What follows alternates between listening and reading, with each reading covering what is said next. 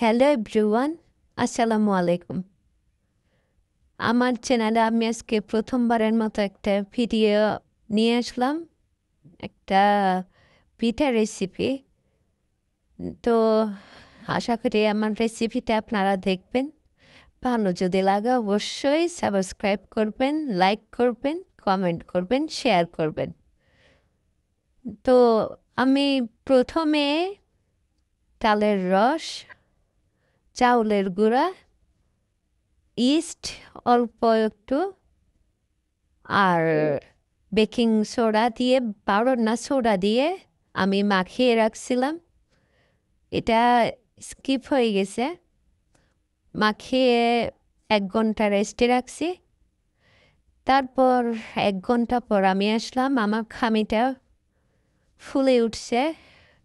এরপর 1 ঘন্টা পর আমি নারকেল দিলাম, চিনি, লবণ অ্যাড করছি।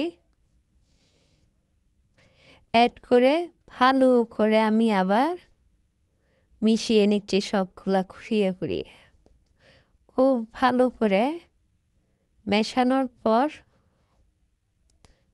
আমি আরও অল্প কিছুক্ষণ রেস্টে রাখছি। রেস্টে রাখার পর আমার পিঠা বানানোর মতো উপযোগী হয়ে গেছে। এবার আমি অল্প কিশমিশ অ্যাড করতেছি।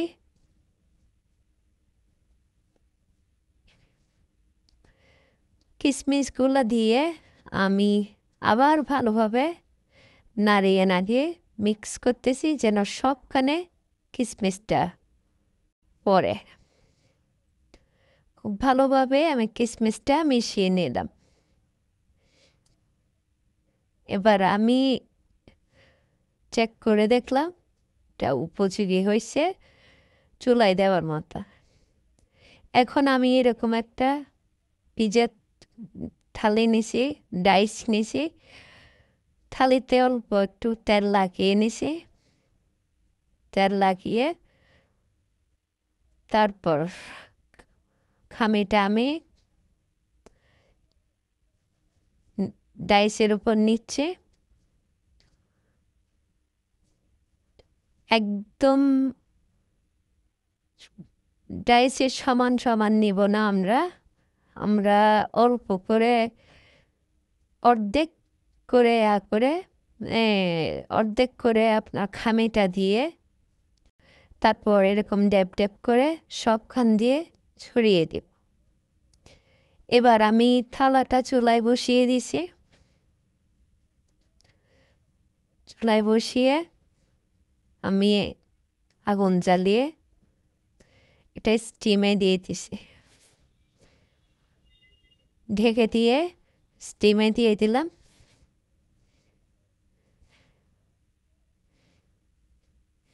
এবার নামিয়ে আনছি। এখন দেখুন আমার পিঠাটা কেমন হলো। দেখুন কত সুন্দর কেক পিঠাটা হয়েছে।